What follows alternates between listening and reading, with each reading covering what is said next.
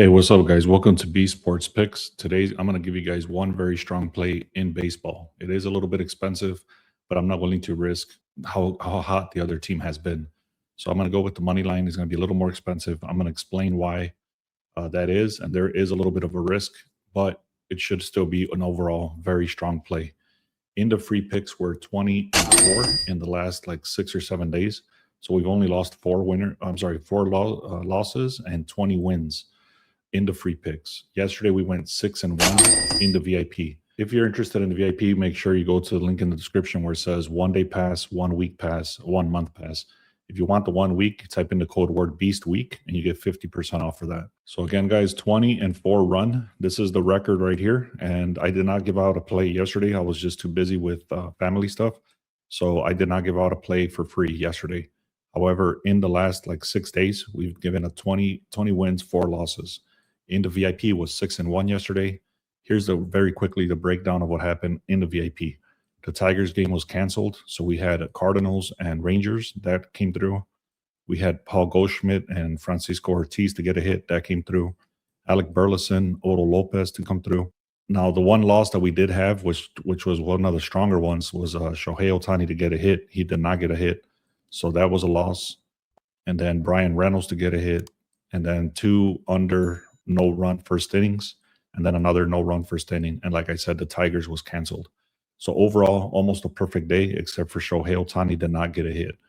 But we'll take it for what it is, 6-1 day in the VIP. All right, so now that basketball is over, I'm going to have more time to focus on baseball. So first thing I look at every day is the sharp line monitor. I actually start seeing this from the night before. And what this does, it's inside the sharp edge. If you don't have access to the sharp edge, you get 7 days for free. So make sure you get that in the link in the description. So the sharp line monitor, all it really does is just starts tracking the odds from the night before. So you can see June 14th, it started at 9:32 p.m. and it went all the way through to 8:42 a.m. so far. And then it goes updates every hour. So what this does is actually tracking where the line started and where the line currently is. So right here, you can see there's no line move there.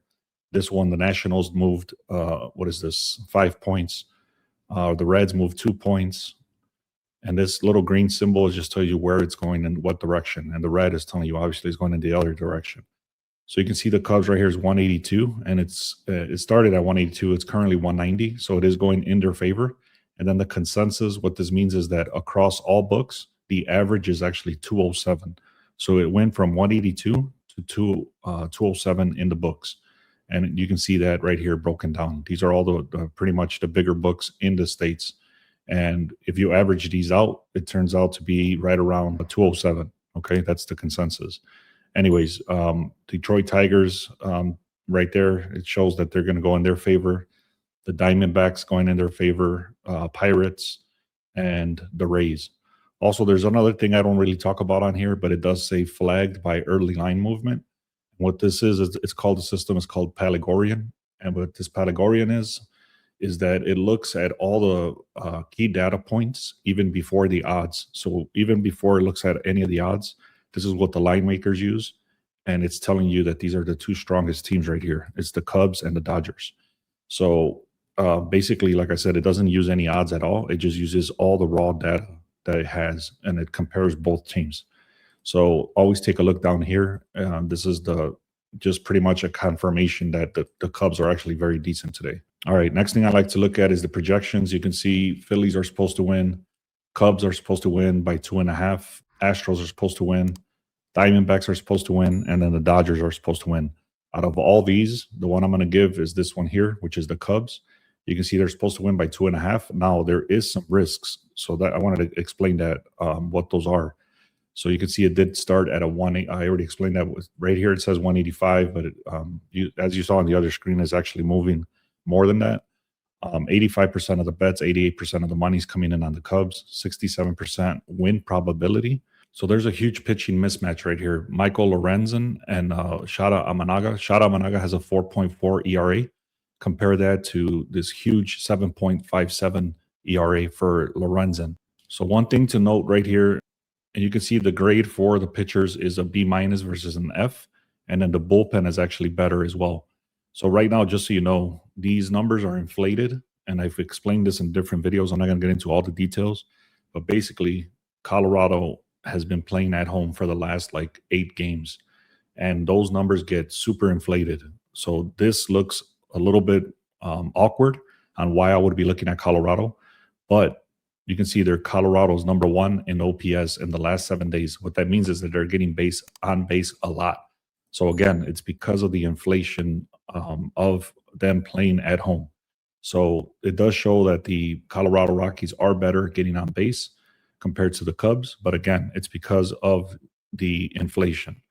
Now we got the pitching analysis. You can see overall the Cubs are better. They're a much better team, a B plus over here versus an F. And then over here it does say that they're supposed to score 6 runs compared to 4 runs.